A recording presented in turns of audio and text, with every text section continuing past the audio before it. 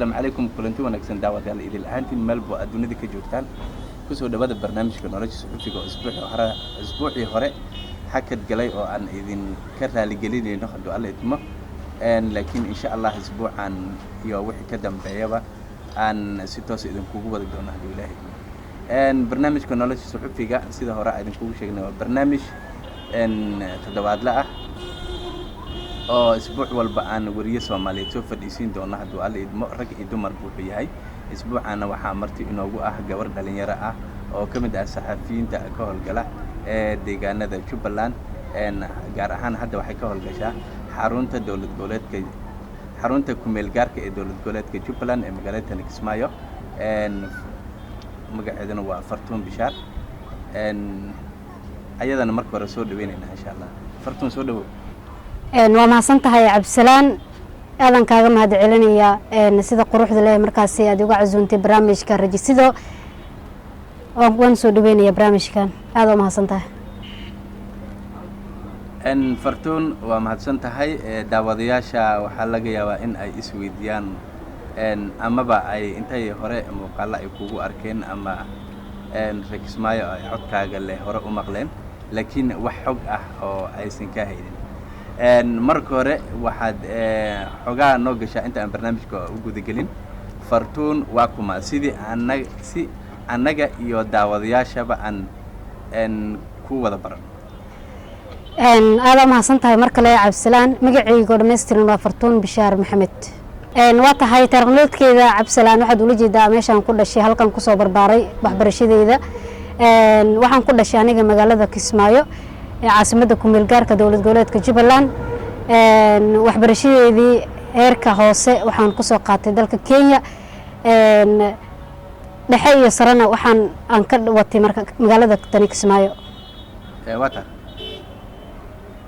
Fartuun waa fahnay waxbarashadaada halka ku dhaltana waa inoo sheegtay barnaamijka magaciisa marka wuxuu ka turjumayaa nolosha saxafiga nolosha saxafiga marka loo aad bay u badan tahay laakiin anaga waxaan ka qaadanaynaa inta ugu muhiimsan daawadayaashana waxaan ka rajaynayaa inay sidaas u fahmi doonaan Fartuune waxaad wax yar inoo gashaa haddii aan ku weydiiyo yaraanta qofka markuu yar yahay ama ciyaalku iyo aad bay u dhib badan tahay horta yaraantaada maxaa ka xasuusataa Cabdisalaan oo yaraantayda aniga waxaan ka xasuustaa horta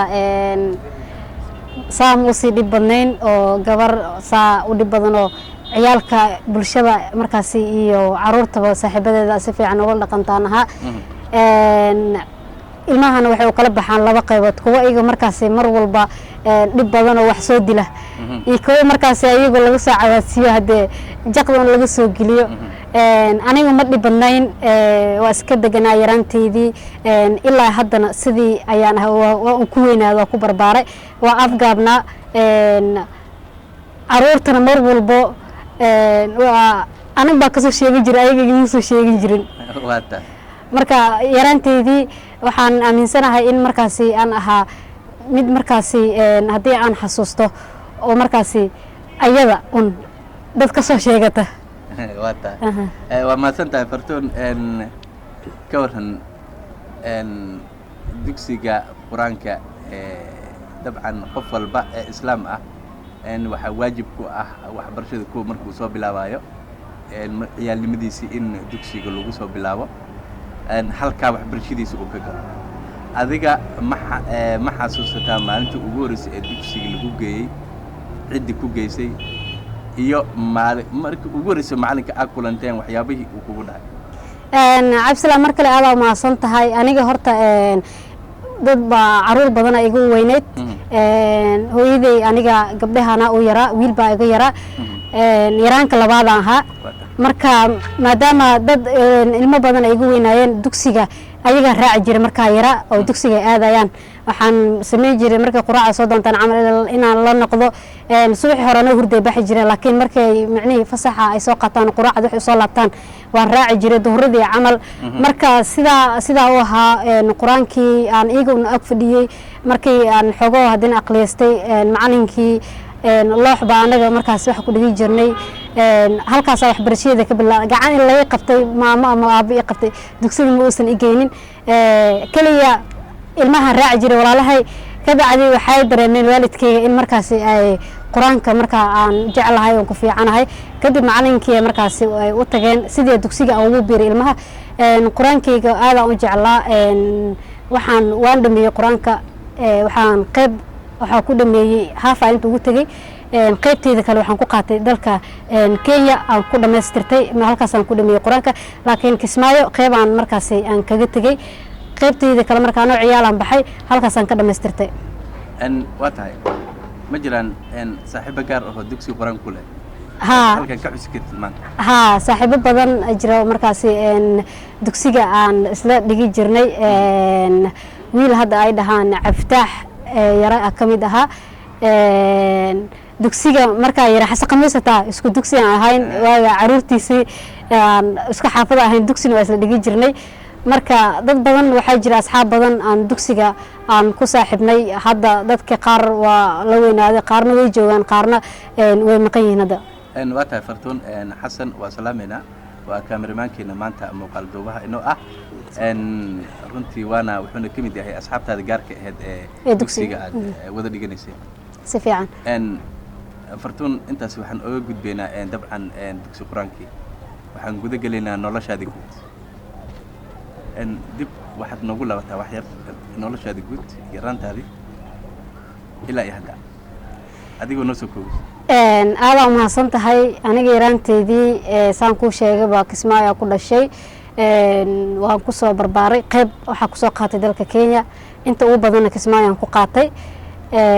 noloshayda waxaa la noolaa markaa familkayga oo buuxa markaasi hooyo abo iyo walaalo marka noloshayday waxay ahayd mid markaasi aad aan ugu farxo mar walbo familkayga ilaa aan ku soo dhax koray aan markaasi noloshayda inta badan aan ku soo dhax qaatay macnaha waxa ka dhigan tahay gabar guud ahaan ku soo barbaartay nolol farxad leh iyo qoys is wada si fiican waxbarashada iskuulka ma xasuustaa maalintii aad bilaabaysay iyo ciddi ku geysay iskuulkayga waan xasuustaa iskuul weyn kama bilaabin marka hore qaxootiga markaa ka bilaabay abtiya igeeyay private marka hore la igeeyay private kina markaas waxa la iga bilaabay ABCD marka abtiya igeeyay taariikhdii hadda ma xasuusto laakiin abtiga private igeeyay Maxamed Cali Maxamed ama santahay private waxa sheegtay in ABC lagaaga bilaabay oo arday walba uusan hureynin in looga bilaabo mar walba iskuul u taga ama private iskuulada gaarka loo leeyahay uu tago waa maadsan tahay maxaa dareentay markii intii maalinta ugu horeysay lagu geeyay iskuulkaasi gaarka loo leeyahay ama private-ka dabcan waa private markii loo hawo iskuul gaar loo leeyahay ama luqadaha lagu barto ama guud ahaan maadooyinka lagu barto Fartuun haddii aan u soo laabto maxaa dareentay maalinta ugu horeysay intii gacantaada la qabtay ABC lagu qoray والله هرتا أنا كصومالي مركو هراء وحبان كجرناي وان إسكبرت إلى أمريكيس سكول ومجن المادة الله صومالي ومقالة مدام مقالة إسكاغا ولا مقالة إسكاغا برتي ذلك كينيا مركو حوتيجا مركان تجي امتحان كلنك بحالكي مادة الصومالي اللي قاعدة مركو واحد رأي ذلك ABCD أنت معني أن إله لو قد قلادة إنجليش كا إن عن وحبا أم بكأكون marka ani iyo wiil abti u dhalay marka asla soconay la geeyay wiilkii waxa laga bilaabay maadada Soomaaliga asaga si fiican ma uusan u aqoonin marka aniga ABCD ga laga bilaabay waa markii ugu horeysay markaasi aan dareemo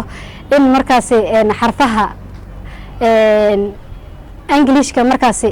aan heerka koowaad aan ka bilaabo waxay ahayd markaas ABCD daas waa tahay Fartuun waxaan u gudagaleynaa iskuulkaagii عادي دكتور هوسة جلسكوا وتكبل طبعا سيدا قفل بقى سكول كبلابة وكبل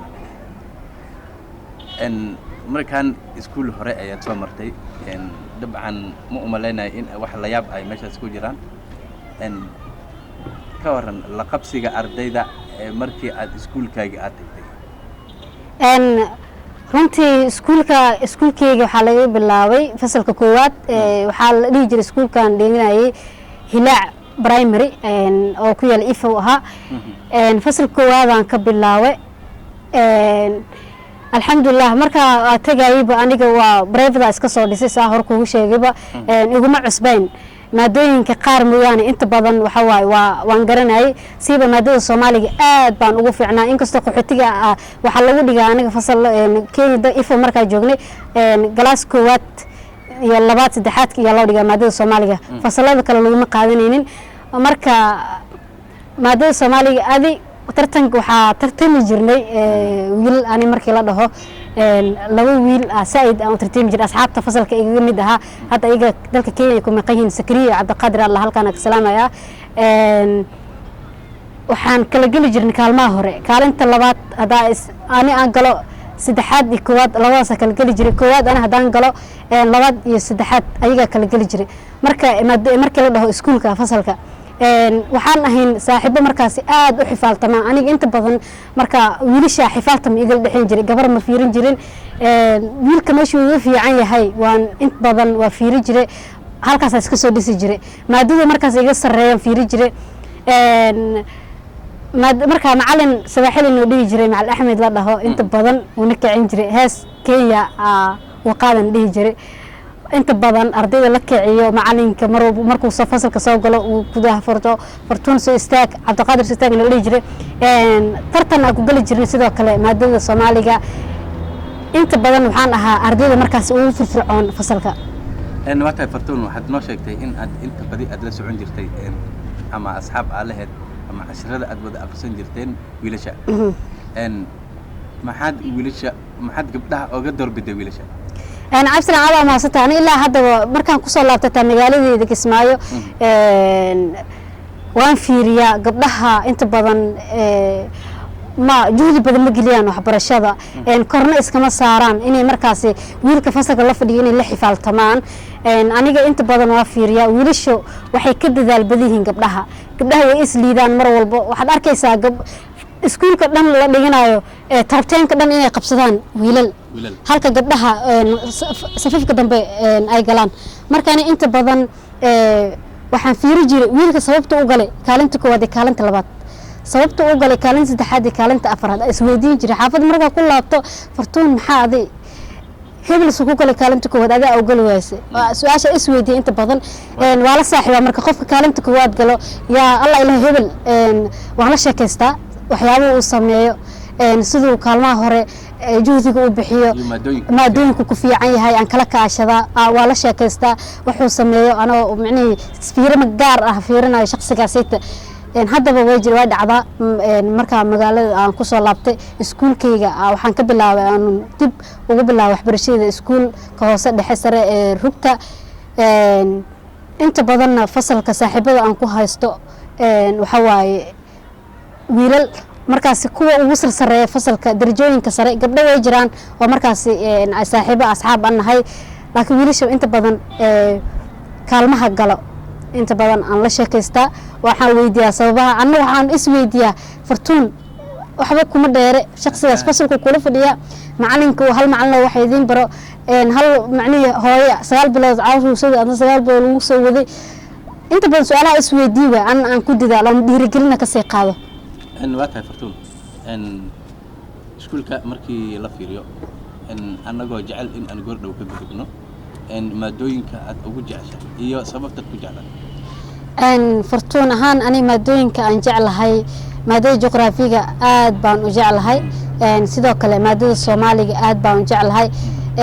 maadada inta badan idhibto isla sheekaysto maadada xisaabta iskuma fiicin xisaabta حسابت اسكو مفعن لكن حسابت وتجي دونا ان جغرافيا عن ارضي والبا مركي اسكول كيسا اما سو بلاوايا اما u dhameeyo waxa jirta maadooyin u doorta iyo sabab uu ku doorta adiga maxaa ku dooratay juqraafiga ka arday ahaan maadada juqraafiga horta waxay ka hadlaysaa dalka waxyaabaha markaas manhajka la bedelay wax maada markaas ka hadlayso dalka waxyaabaha ku saabsan taariikhdana sidoo kale waa taariikhda islaamiga Cusmaaniyiinta iyo waxyaabihii hore ay ka hadlaysaa marka waxyaabaha inta la barto ugu muhiimsan waa dalkaaga inaad wax badan ka ogaato aad bay muhiim u tahay waata xisaabta aan galno xisaabta ma gabi ahaanad macnaha ma ka helitaan adiga aad ka helin miya ma si rabaan ay kugu adag tahay bal halkaa wax yar si ribaani iguma adko oo exercise macalin uu diro kama soo shaqeyn oo waa ka soo shaqeeya laakiin si baa uu nacbanaya xisaabta oo waa ardaydu inta badan maado waxay jira ay ku fiican yihiin ama ay jecel yihiin aniga weligeyba xisaabta ma jeclaanba macna doqaadisa macni waa waxa markaas aan iska dhaay xisaabta inta badan ma juhdaata kuma bixiyo waa maado aan markaas aan jeclayn waa dooq bahalkiin ma ahan wax ani hadda ii ah waa tahay fartuun waxaan u guda gelaynaa qaybtaadii saxaafadda saxaafadda horta intee ka bilowday marka hore saxaafadda waxaan ka bilaabay Kismaayo Kismaayaan aan ka dhigtay aan ka dhameeyay waxaan ka soo shaqeeyay warbaahinno kala duwan oo ku yaala magaalada marka waa tahay ma jiraan warbaahinta intii aad ka soo shaqeynayso warbaahinno qaas oo noo magacaabay waxaa ka mid ah warbaahinta idaacadda Sooyaal in badan aan ku soo qaatay waqtigeyga u badnaa oo yaraan sanad hadaysan ka yarayn aan ka soo shaqeeyay warbaahinno kale aan soo maraa jirto sida hadda xarunta ay joogto Star FM camal aan hadda ka shaqeeyo ma tahay marka fartuun maadadan saxaafadda ama mihnadan saxaafadda mid adiga aad si gaar aad u jeceshahay ama hore ugu fikiraysay mise waa wax hadda kugu dhasho waa iska xiiso wax may cabsalaan iguma dhalin hadda yaraanteeda jeclaa saxaafadda horta aad baan dadka waxaan ahaa idaacadaha aad u dhageystay BBC-da idaacadahan kale oo magaalada ku yaala waxaan sameyn jiray harta caruurnimadeedii inta aan wari iska dhigo ciyaalka xaafadda soo aruuran wareysi jiray iskuul baan magacana u sameeyo waxaan dhihi jiray iskuul macnaheedu iskuul hebel ilmaha dhigtaan waxaas u baahan iyaga wareysi ka qaadi jiray ayaga dhexdooda maamul inaa ugu sameeyo hal la dhihi jiray marka waxa waaye yaraanteedii aan jeclaa hob ii ahaa waa tahay fartuun ma jiraan marka cid kugu dhiirigelisay saxaafadda in aad ku soo biirto saxaafadda asxaab badan aan halkan ka salaamayo ay ugu dhiirigelisay ugu horeeyo walaalkay ilaah khayr ha siiye Axmed sidoo kale xasan qamiis oo in badan waqti asla soo qaadanay aan isla soo dhameynay kan muuqaalduwaan uu leeyahay oo inta badan isla soo qaadanay dhanka saxaafadda isla bilawnay isaga hal meel ka wada bilawnay hal maalin aan wada tagnay ana isaga hal maalin isla dhameynay marka hataa ani markaan isdhaho fartuunay waxaan aan isdhaho hataa aan ka niyad jabo wuxuu dhihi jiray may waa bilawday si wad fartuun dhaxda ugu tagin marka shakhsiga kaliya waxa waaye inta badan oo igu dhiirigelin jiray khayr Allah si halkan ka salaamaya ma isdhihi karnaa marka wuxuu ahaa la taliyaha qaaska xasan waa saaxiibka ugu dhow hadda saxaabta aan leeyahay waa tahay xasan waa salaamayna saaxiibkan waana kameramaankeena ama muuqaal duwaheena haddii aan si kale u dhahno fartuun marka ma jirtaa ayadana asxaab gaar ah oo aad ku dayan jirtay markii hore ama aad dhihi jirtay aad dhegeysan jirtaba si kale aan u dhahno oo hadda aad wada shaqaysataan asxaab hadda aan wada shaqeyno hadda aad wada shaqaysaan oo markii hore saxaafadda kaaga soo oo aad cod ahaan aad dhegeysan jirtay ama xarun iskala shaqeynaa mise iyaga magaalada gooni u shaqeystaan ama xarunta wada shaqey ama meelo kale ka shaqeeyaan inta badan horta aniga idaacadda oo Sooyaal marka hore aan inta badan dhegeysan jiray gabar ka shaqeynaysa Fartuun Nuur Aadan gabar la dhaho oo inta badan aan ku xirnaa jiray barnaamij markaas iyada ay daadihin jirtay oo markii dambe ana la wareegay barnaamij la dhaho ogaal aan ku taxnaan jiray Fartuun markaas daadihiye inta badan ay ka ahaan jirtay waa shakhsiga kaliya markaas Kismaayo markii la dhaho aan ka dhageysan jiray Fartuun aydan soo kala salaamayna hadda waxay haddii aan xusno waxay ka howlgashaa sida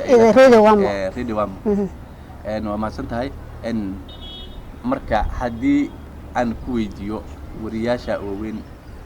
ilaaha weyn ee ka shaqeeya hadda warbaahinada waaweyn sida BBC-da VOA-da amaba howlgabka ka noqda amaba haddaba shaqeeya ma jiraan wariyaal aad ku dayan jirto aad isdhihi jirtay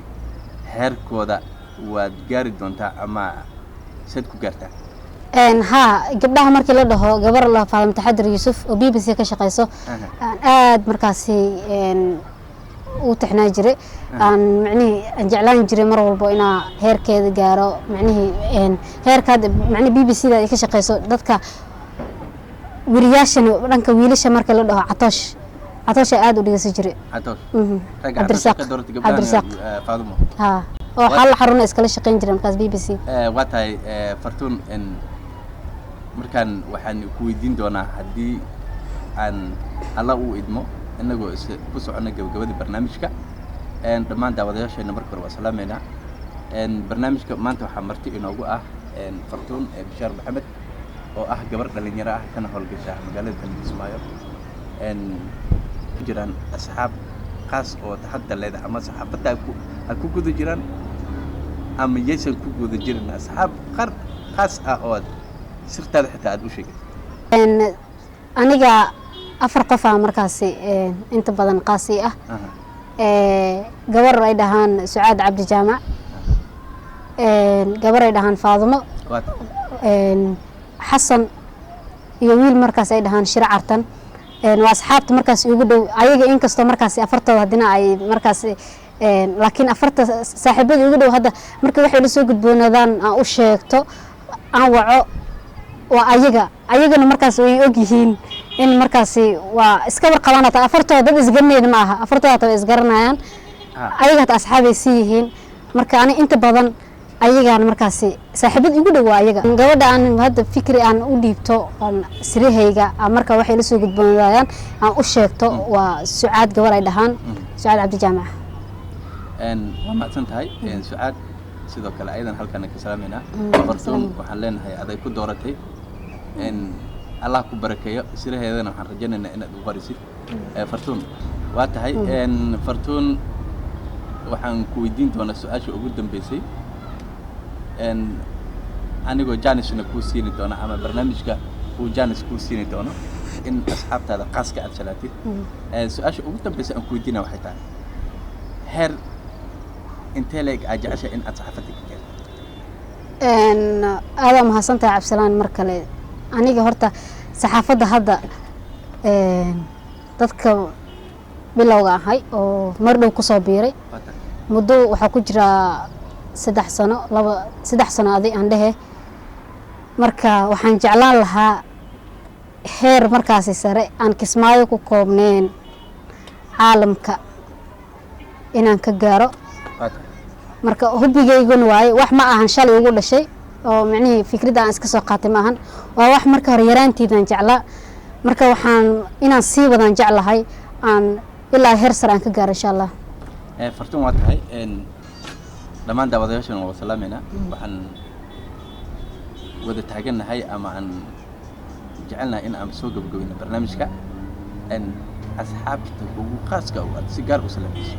haddii aan Jaanis ku siino aad ma hasantahay adigan ku salaamay marka hore Cabsalaan sidoo kale waxaan salaamayaa dhammaan ummadda Soomaaliyeed inta ku xiran janaalkaaga aad baan u salaamayaa saaxiibaday anigoo kala qad qaadaynin aad bay u tiro badan yihiin Fartuun ani maxay iga tagtay ani maxay mudan asxaab badan aan leeyahay aan hal iyo laba aan ku soo koobi karin marka asxaabtayda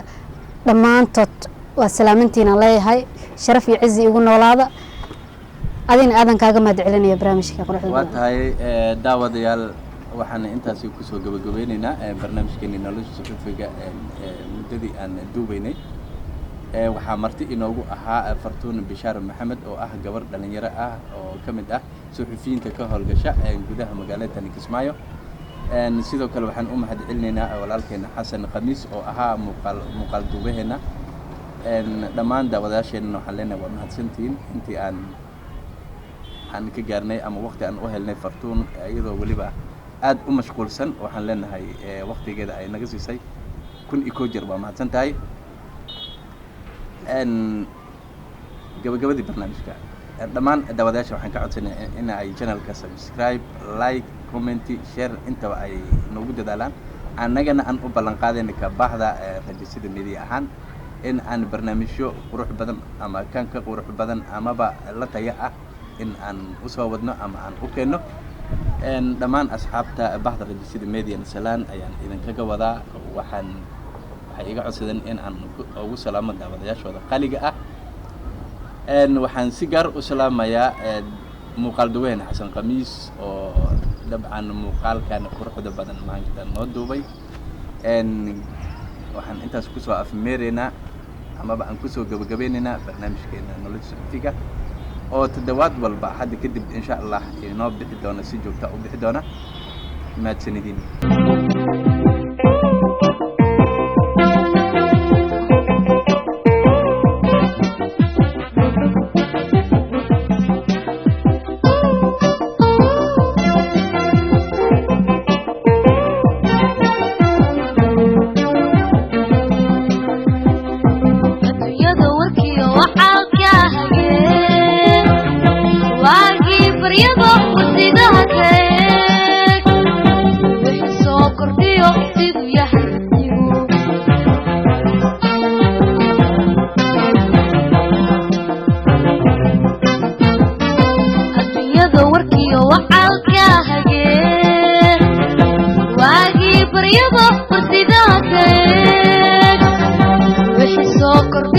siduu yahay igu